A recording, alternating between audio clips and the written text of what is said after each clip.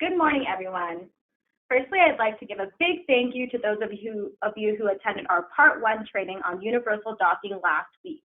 We had over 260 people register. Today, we'll be following up with our Part 2 training on USB-C and Thunderbolt 3. My name is Caroline, and I support US Channel Marketing at Kensington. I'm here with Alana Shing, our Channel Marketing Manager, who will break down the specifics of USB-C and Thunderbolt 3. Before we begin, keep in mind that all participants will be on mute for the duration of the webinar so that we don't get any noise feedback. If you have any questions during the webinar, please feel free to enter them in the question box of the webinar navigation pane. We will then address them during the following Q&A session. Don't forget that we will be raffling a $500 Amazon gift card live, so stay tuned and you could be the winner. You'll also see on the webinar navigation pane under handouts a link to download our resources, which includes our USB-C white paper, Thunderbolt 3 white paper, competitive docking matrix, and current PA compliant list.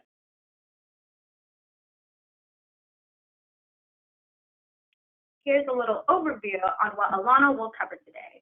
We're going to talk about knowing your USB-C, Thunderbolt 3, a newer standard, OEM versus universal dock, choosing between USB-C and Thunderbolt 3, and changing management best practices.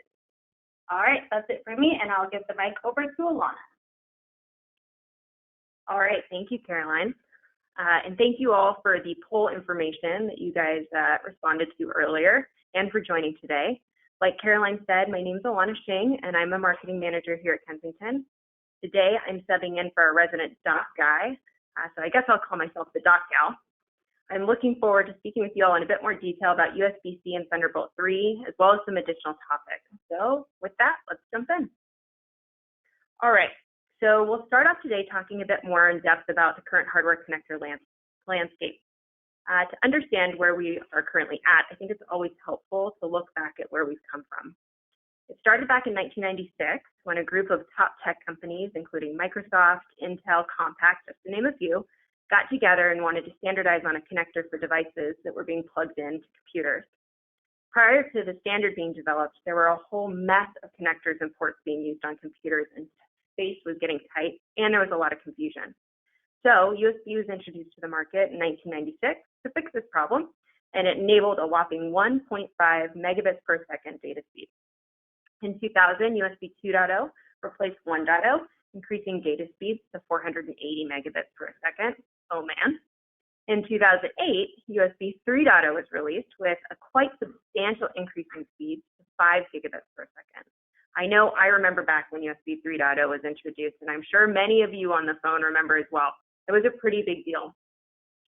So USB continued to improve data speeds and could pass through low watt power. It could not pass through video. So Thunderbolt was introduced by Intel in 2011 to enable higher data speeds and video throughput in a single connector. Thunderbolt utilized a different connector, though, than USB-A, choosing the mini DisplayPort connector instead. We saw Thunderbolt 2 released in 2013, doubling data speeds to 20 gigabits per second. But in 2014, we really saw some big changes. Industry experts had been talking about this little reversible connector that could pass through enough power to charge a laptop, could enable dual 4K video, and double USB 3.0 data speeds. In 2014, USB-C was officially consolidated and released as the new standard with all of these features in a single connector. With the USB-C connector release in 2015, Intel was able to ditch that mini DisplayPort connector of Thunderbolt 1 and 2 and add the power delivery feature to Thunderbolt 3, setting a new standard for hardware connectors and becoming officially the fastest connector on the market.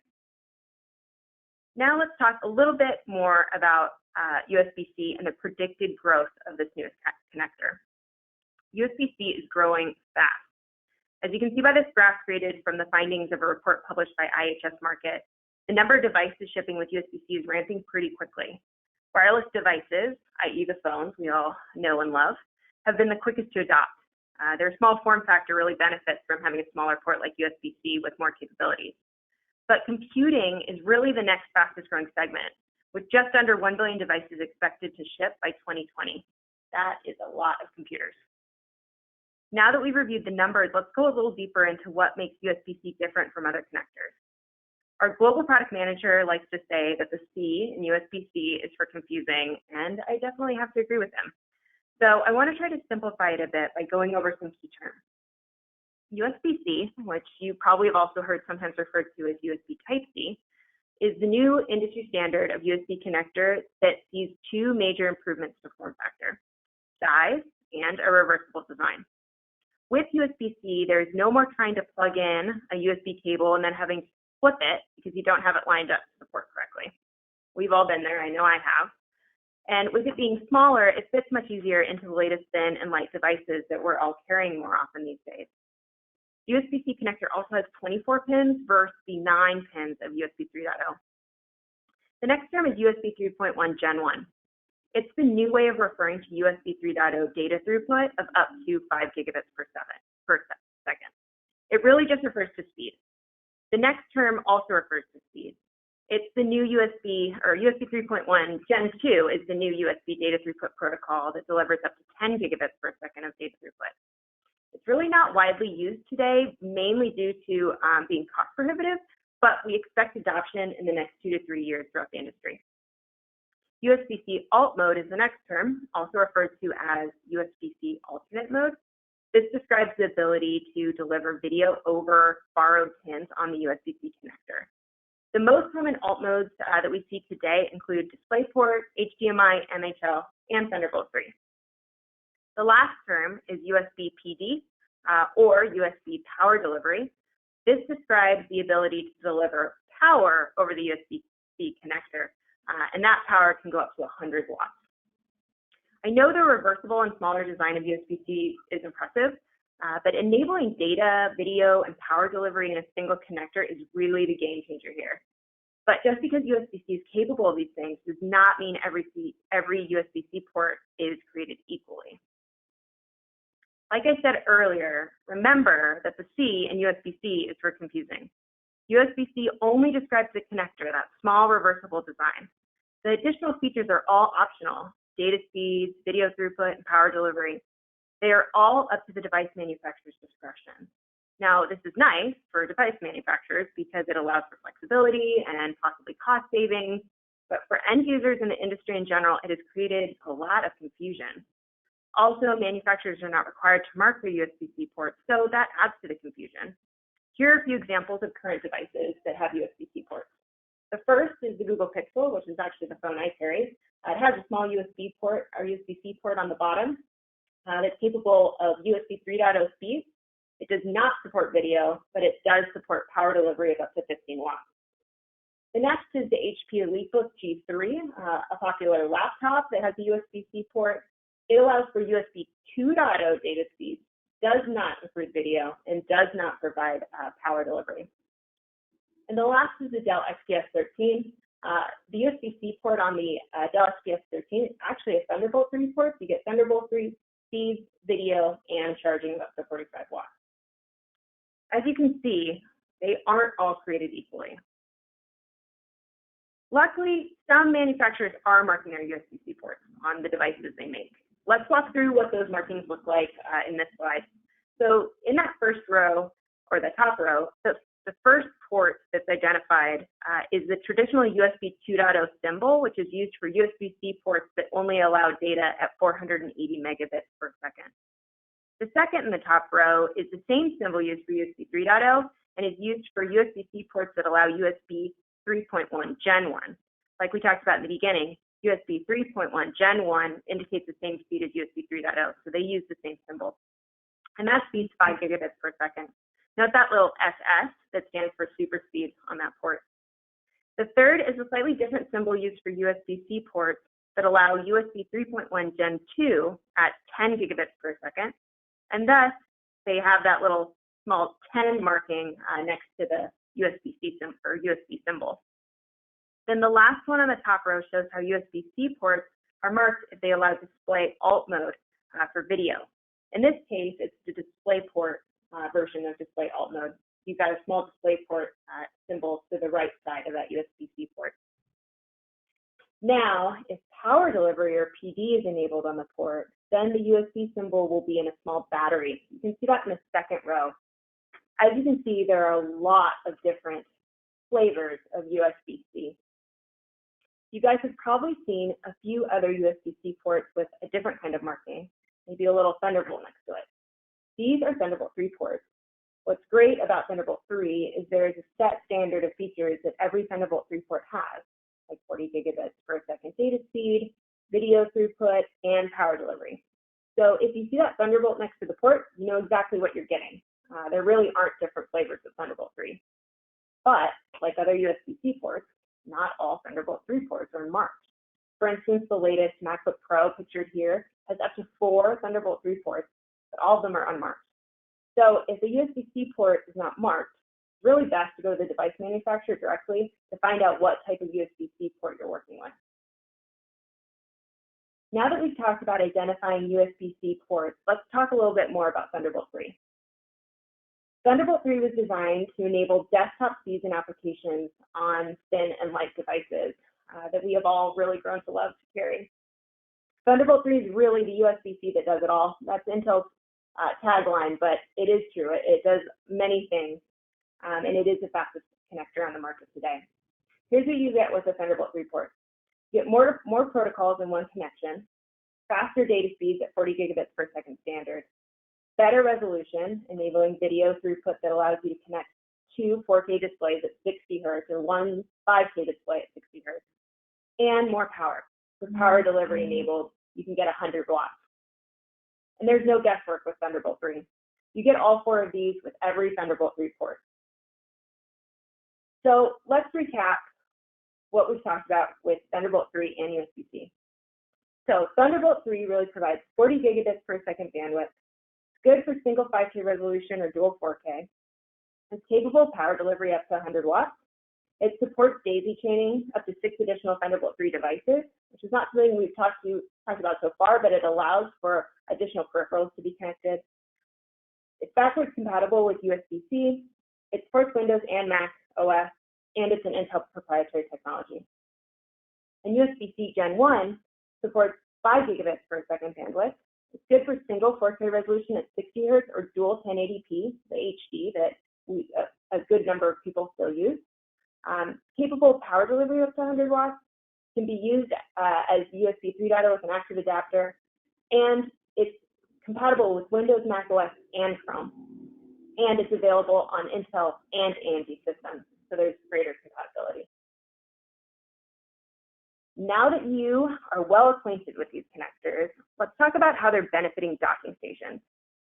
I'm sure you all are very familiar with the traditional OEM mechanical dock, also sometimes referred to as a proprietary connector dock, examples of which are the docks on the left. For many years, businesses would buy an OEM laptop and an OEM mechanical dock that was made for that particular laptop. The OEM laptop had proprietary mechanical connectors on the bottom that would allow you to connect your laptop to the mechanical connectors on the docking station. This was great because it enabled easier come and go docking. You didn't have to fuss with plugging in a bunch of cables. But with the introduction of USB-C, that worry of plugging in multiple cables goes away. With USB-C, you can plug in one single cable to connect your dock. And I would argue it's actually easier and more intuitive than trying to match up proprietary pins on your laptop to a docking station. We all know how to plug in a single cable. I feel like we plug in hundreds of cables a day because we're charging our devices that we carry. So it's pretty common, and we have a lot of experience doing it. So it simplifies the docking experience and opens the door for universal docking stations. The other trend we're seeing that leaves OEM docks at a disadvantage is that they aren't always truly universal.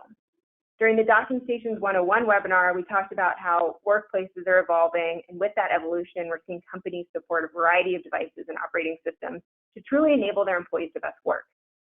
Some OEM brands claim USB docks are universal. They use the term when in fact they may only work across a set of devices. A good example of this would be Windows devices. It's important to really look at the specifications when choosing a dock to understand what they mean by universal. Choosing a truly universal dock from a docking station brand like Kensington simplifies asset management because companies can purchase one dock that supports multiple operating systems. A Kensington dock also brings the additional benefit of being thoroughly trusted across a large number of devices and operating systems. We do this to ensure compatibility. We're seeing these trends affect the numbers and expect the playing field to level in 2018. In this MPD graph, you can see universal docking made up 42% of the US dock volume in Q4 2017. And we expect that trend to continue. In this next slide, you'll see the results of a survey we conducted in which we found that IT pros were predicting this trend as well. Around 20% of IT pros surveyed plan to buy universal docking stations in the next year. Definitely an upward trend. With the growing demand of universal docks, it's important to understand how to choose the right dock for a given organization. Does an org have older budget laptops that are equipped only with USB 3.0? Are certain users in need of higher resolution displays? What operating systems are being used? All of these are great questions to consider when considering a new universal docking station. Let's take a look at the current split of dock volume in the USA by connector.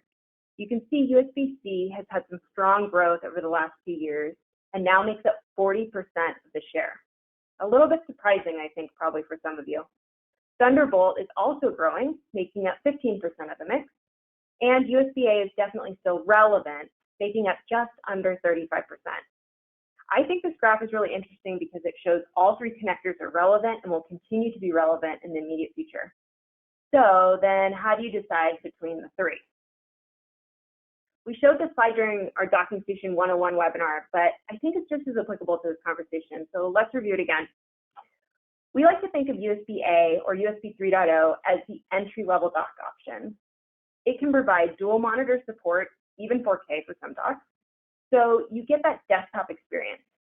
It also allows multiple peripherals to be connected, keyboard, mouse, phone, etc. But it doesn't allow for power delivery. You still must connect your power adapter cable. It's really a legacy solution that fills a gap if an organization has devices with only USB 3.0 ports. But it isn't ideal if the organization is concerned with future-proofing. Now, the next step up is USB-C dock. First off, you get that single cable connection benefit. You don't have to plug in an additional power cable if your device supports power delivery. And you get 4K on dual monitors at 30 Hz or dual HD. We're seeing the most data requests right now for USB-C docks currently. One example of that would be in education. This connector tends to be the most common in the space right now. It fits more basic corporate specs for RFPs and RFQs. The other thing to note is that with USB-C, because the standard has optional features, we've seen some feature differences between docking station brands. So it's important to look at what features you get with a given docking station. Then, on the higher end of the spectrum, you have Thunderbolt 3 docks. These are really for organizations and individuals concerned with future-proofing, as well as power users that appreciate the latest and greatest tech. Thunderbolt 3 docks support dual 4K monitors at 60 Hz or single 5K at 60 Hz. They also provide up to 85 watts of power delivery. Because they're backwards compatible and the industry experts are predicting Thunderbolt 3 will be the most widely adopted version of Thunderbolt yet, Thunderbolt 3 docks present an opportunity to save on the total cost of ownership. Lastly, with the enhanced features of Thunderbolt 3, it offers businesses greater options. All right, now that you know your docking station options and the value of each, how do you go about helping your customer manage the change to a new dock? Great question. We get this question a lot and have gotten some great input from IT pros over the years about best practices. So I'd like to walk you through 5 key steps to managing the transition to new technology. Step number 1 is inventory your install base. What we mean by this is compile a list of the base devices being used by the organization, and don't forget to check what devices that remote office in Hawaii uses. You need to know them all, the best choice docks for your organization, and that also includes legacy devices. Step number 2 is trial the chosen docks with actual users. We recommend building a small but representative user group. The size will vary depending on company, but what's important is that it's representative. Then have those users use and evaluate the docking station candidate for 30 days. During the evaluation period, check in with the users on a consistent basis. We recommend bi-weekly, checking to see if they've had any issues or have any questions. And the most important piece of this is document those issues and questions. use that issue tracker as a basis for the next step, which is step number 3, set up your deployment for success. A couple ways to do this are to create simple instructions for setup prior to deployment, interjecting those common issues experienced in the issue tracker so that you have them handy. And then end the instructions document with an FAQ list and note any known issues. FAQs are great because they're easier to digest, and stating any known issues up front will set user expectations. Lastly, make it easy to contact IT and note expected turnaround time. All of these things can make a major difference when deploying new tech in any org. Step number 4 is create a contingency plan. We all know deployments have hiccups. It's important to be prepared. Have a fallback schedule for deployment in case any issues arise, and then be ready to repurpose older equipment to fill any temporary gaps. The last step is one of the most important, but it also is an easy step to ignore or not make time for. Step number 5 is keep dialogue with the actual users. Once a new technology is deployed, IT pros often want to jump to the next technology their org needs. It's important to remember to check back in with the actual users after the deployment to get feedback and fine-tune their experience for the best possible outcome. Taking all 5 of these steps will help any organization best manage the change. I hope you found all this information useful, and with that, I will turn it back over to Caroline. All right, thank you, Alana. Now that the training is complete, we would love to field any questions that you all may have. So please feel free to enter them into the question box on the webinar navigation page. After that, we'll raffle from the attendees and choose a winner for the $500 Amazon gift card. So let us know, what are some questions that you are getting and how can Kensington help?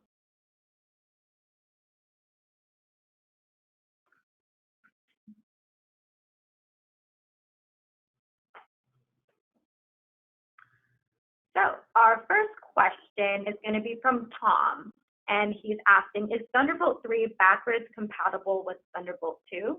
It is with an adapter. Because it's DisplayPort, mini DisplayPort, you have to get an adapter to do so, but Intel is promising that Thunderbolt will always be backwards compatible. Good question. Another question is, does the USB-C Thunderbolt 3 only work well for Apple monitors? From Caitlin. Can you ask that one again?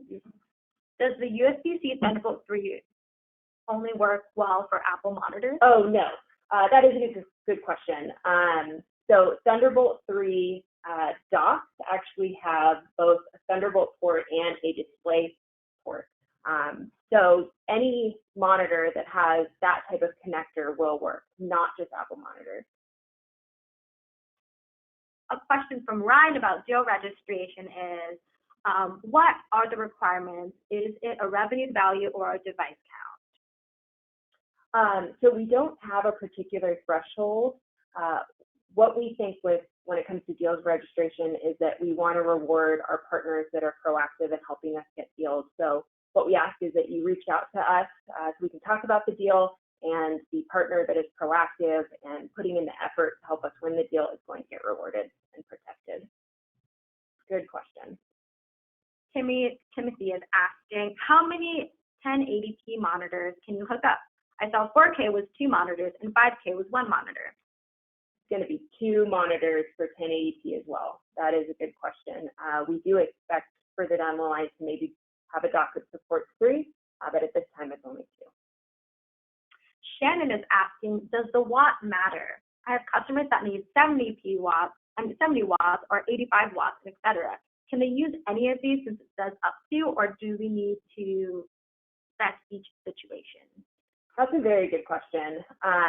So the USB-C protocol only allows up to 100 watts. And you've got to remember too that through the protocol, we're also charging the dock, which takes much less power than a PC. But that's why you see 85 watts of laptop charging with a Thunderbolt 3 dock. Now, what's important is to consider what the wattage is for a particular laptop when it comes to their power adapter. So The average computer will be fine with 85 watts, but if you have a very high performance computer, it might be over that amount. The dock will still allow for charging. It just might be a little bit of a slower charge than you get by plugging in the adapter that comes with the actual PC. So good question. Either way, it will charge. It just, again, it kind of depends on what the computer needs when it comes to power wattage. But good question. Carrie is asking, are there demos available to showcase the difference in the docking stations when trying to upsell to the Thunderbolt 3? That's a good question as well. So we do have demo units available. And what we recommend is you reach out to your account manager or our sales@kensington.com email address. We can talk a little bit about the opportunity and then get you set up with a demo unit. So please do reach out and we'll make sure we take care of you guys. Bill is asking, for charging, what are power limitations for Thunderbolt 3? So with the docking station, it's 85 watts with the Thunderbolt 3 dock.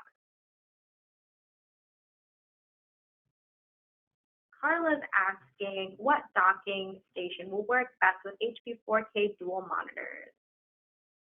Well, it depends what refresh rate you need, but I would recommend either a USB-C dock, like our SD4600P, which can support dual 4K monitors at 30 Hertz, or if you need a faster refresh rate, I'd recommend the Thunderbolt 3 dock, our SD5200P, which is compatible with Windows and supports two 4K monitors at 60 Hertz, so a faster refresh rate.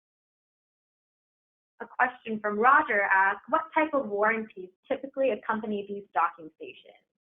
That's a good question, Roger. So it ranges depending on the dock, but majority of our docks come with a 2-year warranty and some come with a 3-year warranty. Peter is asking, is there a price premium for Thunderbolt versus legacy connections?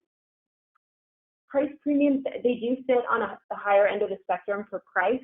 Our current Thunderbolt dock MSRP is at $329, but you'll see it, sometimes at our resellers for under $300. So it is on the higher end of the price scale, where our USB 3.0 dock, sits closer to 130 around there. So with that enhanced power being the fastest connector, it does run more expensive, but you do get premium features.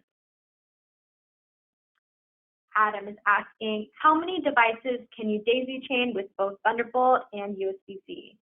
So Thunderbolt's really the only one you can daisy chain with currently, and it's up to 6 devices, and it's 6 Thunderbolt devices. So that's definitely one of the benefits of going with Thunderbolt 3.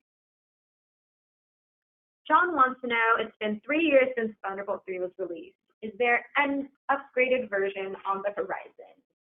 Not that I am aware of, but that is a good question. I'm sure we're going to continue to host webinars like this, and we'll probably continue to focus on docking stations as it's a big priority for us this year. So if we do get any news there that we can share, we will definitely try to incorporate it.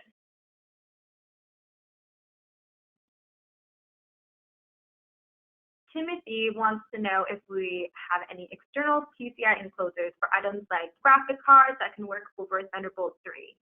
We do not. We are not in that business, but that is a good question.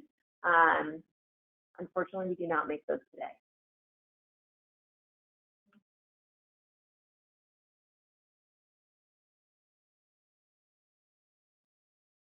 All right, there's a few more questions.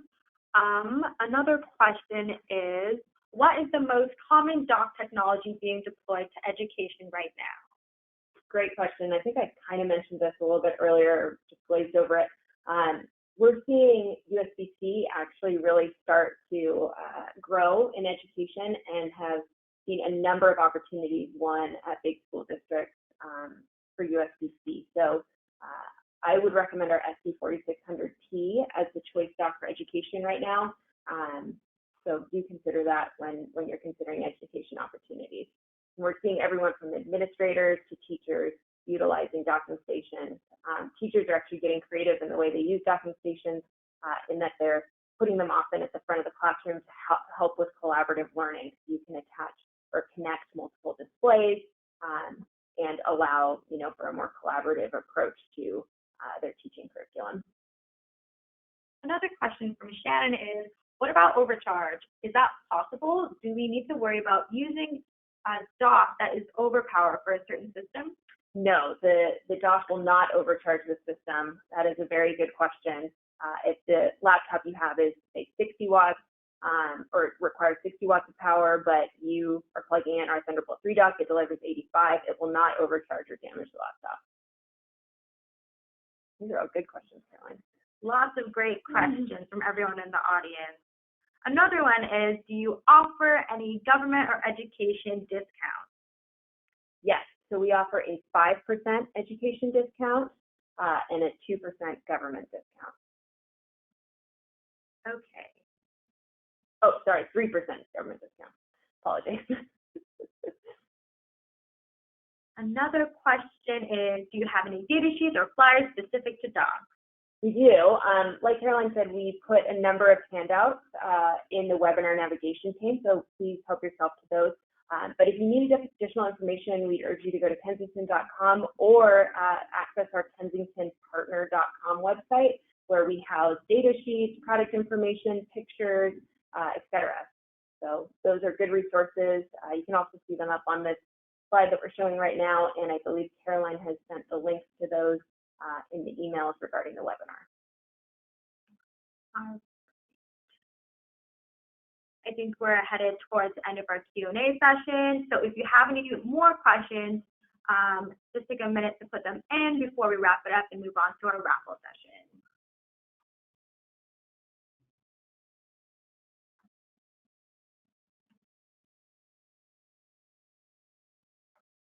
Another question that we got is, do you guys do bids?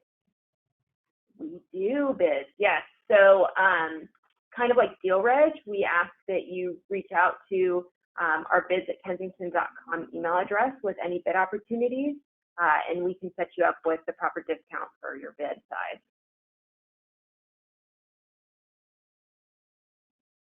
Okay.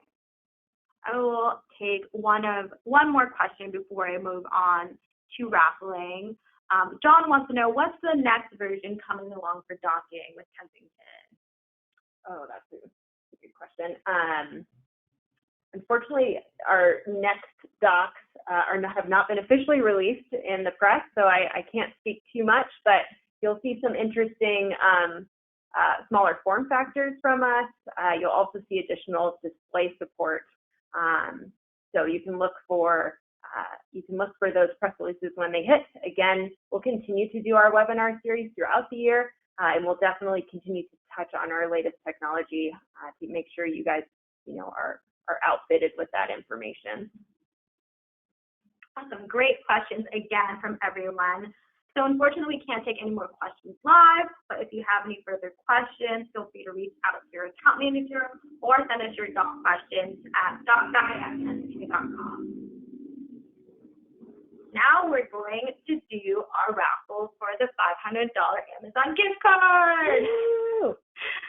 Okay, so I'm going to randomly generate this based on the people that are attending right now to see who will win.